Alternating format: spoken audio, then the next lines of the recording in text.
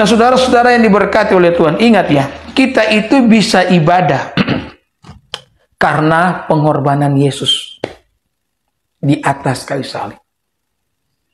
Engkau bisa mengangkat tangan dan memuliakan nama Tuhan dalam sebuah persekutuan atau bahkan ketika engkau sembahyang sendiri.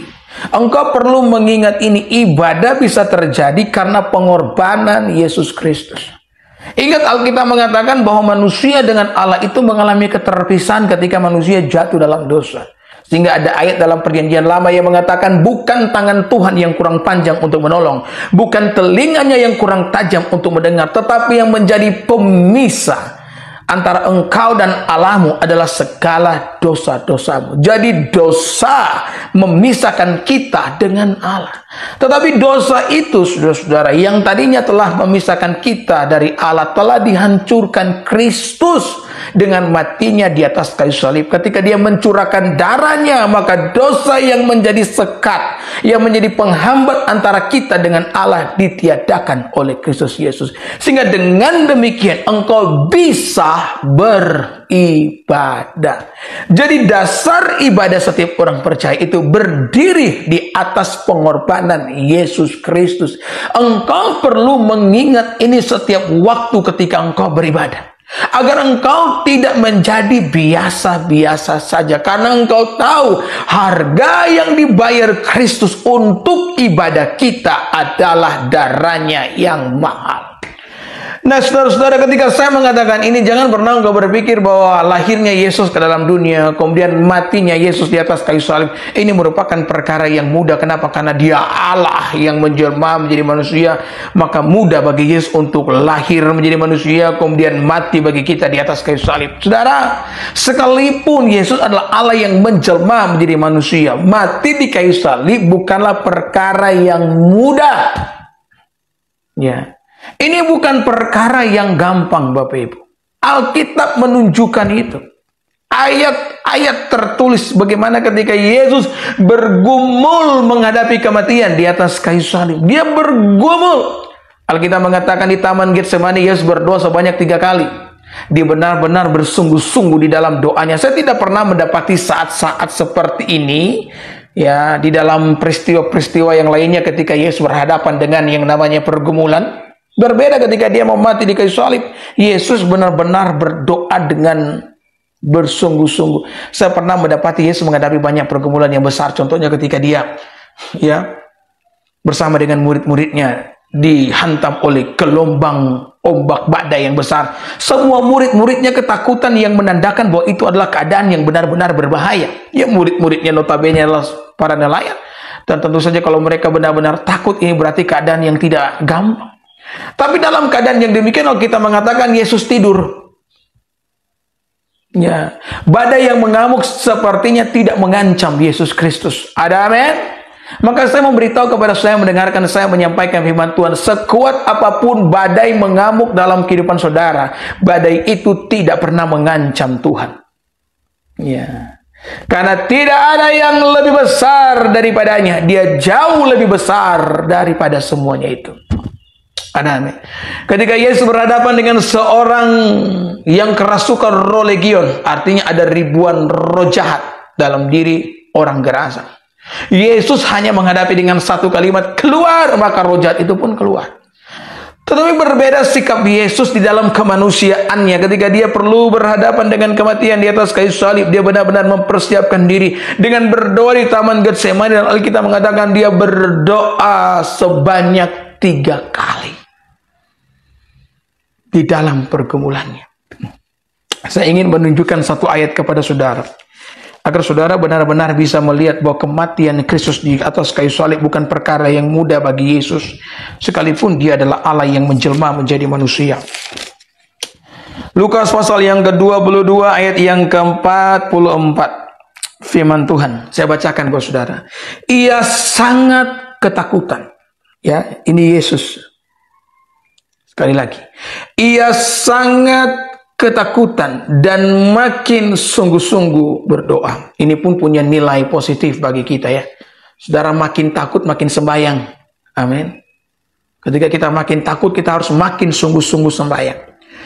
peluhnya menjadi seperti titik-titik darah yang bertetesan ke tanah. Alkitab mengatakan ia sangat ketakutan. Ya, Yesus gemetar, saudara-saudara, ketika dia perlu berhadapan dengan kematian di atas kayu salib. Itu berarti kematian di atas kayu salib bukan perkara yang mudah. Sekali lagi, ingat ini bukan perkara yang gampang.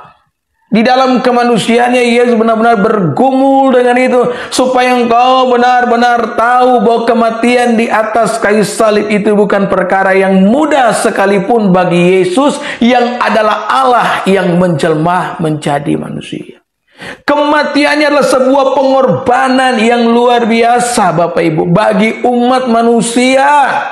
Ya, dia datang ke dalam dunia hanya untuk membuktikan cintanya, karena dia benar-benar mengasihi manusia. Dia tidak ingin manusia mengalami yang namanya kebinasan, maka dia memilih jalan itu, menjelma menjadi daging. Di dalam daging dia mengalami kematian di atas kayu salib. Inilah kata Rasul Paulus, rahasia ibadah orang percaya. Rahasia ibadah kita berdiri di atas satu fondasi, yakni kematian Yesus Kristus di atas kayu salib. Darah Yesus menandai ibadah setiap kita. Ada amin. Ya.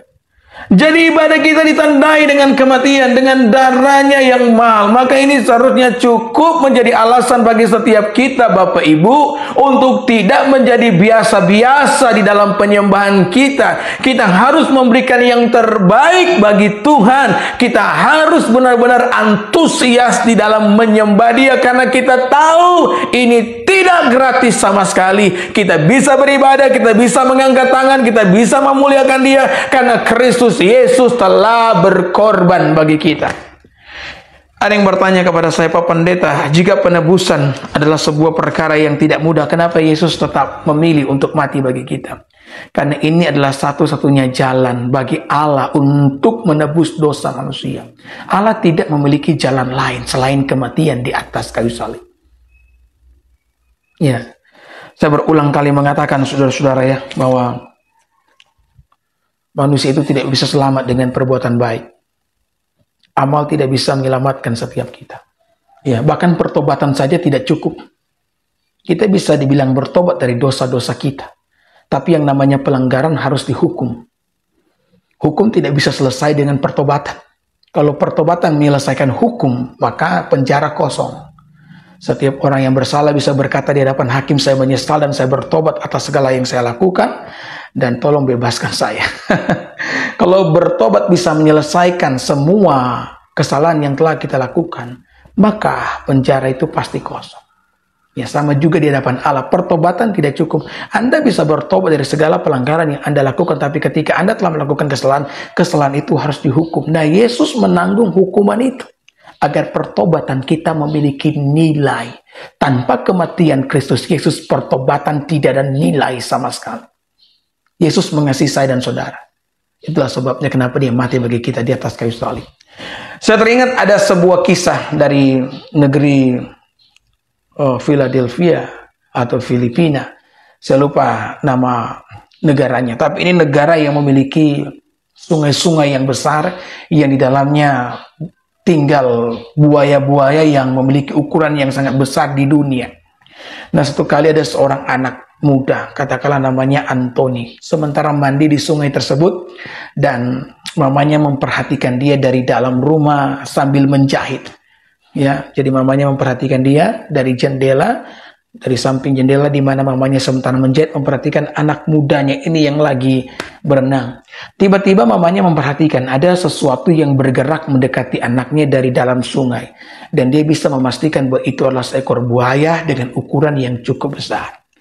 Maka sebagai seorang ibu yang memiliki naluri yang selalu akan melindungi anaknya, dia pun melompat keluar dan berteriak kepada anaknya untuk segera keluar dari sungai tersebut karena ada buaya yang mengejar dia. Maka sang anak yang menyadari bahaya segera berbalik arah, ya, berenang ke tepian sungai. Ketika dia berenang ke tepian sungai, dia berusaha untuk mencapai tepian sungai, ya, buaya itu semakin agresif mengejar dia.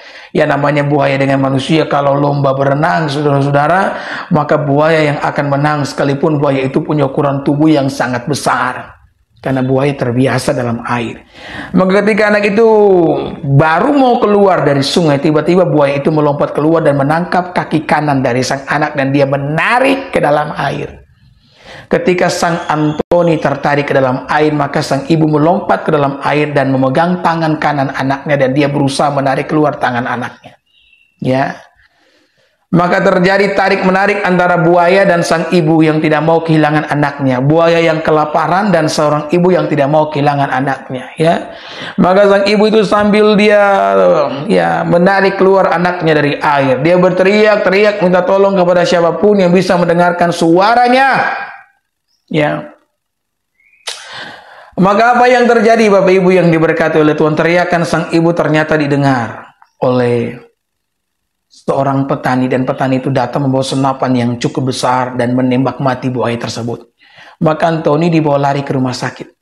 Ya, dia harus mendapatkan jahitan karena luka besar di kakinya. Ya, wartawan setempat pun datang dan berusaha untuk meliput peristiwa yang telah terjadi itu. Wartawan pun mulai bertanya-tanya kepada Antoni yang telah selesai dioperasi kakinya yang telah dijahit itu. Ya, maka dia pun menjelaskan berapa banyak jahitan di kakinya.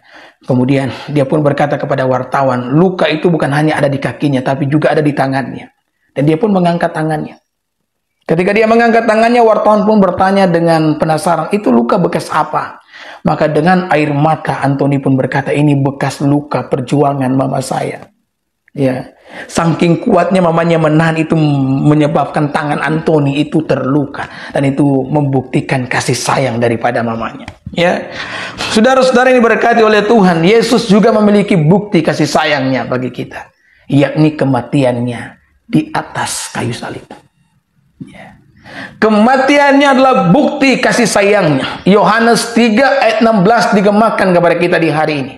Karena begitu besar kasih Allah akan dunia. Jadi Allah mengasihi manusia. Allah mencintai manusia. Dan bukti cintanya kepada kita dengan matinya anaknya yang tunggal di atas kayu salib bagi setiap kita. Dan sekali lagi Bapak Ibu, inilah yang menjadi alasan kita beribadah.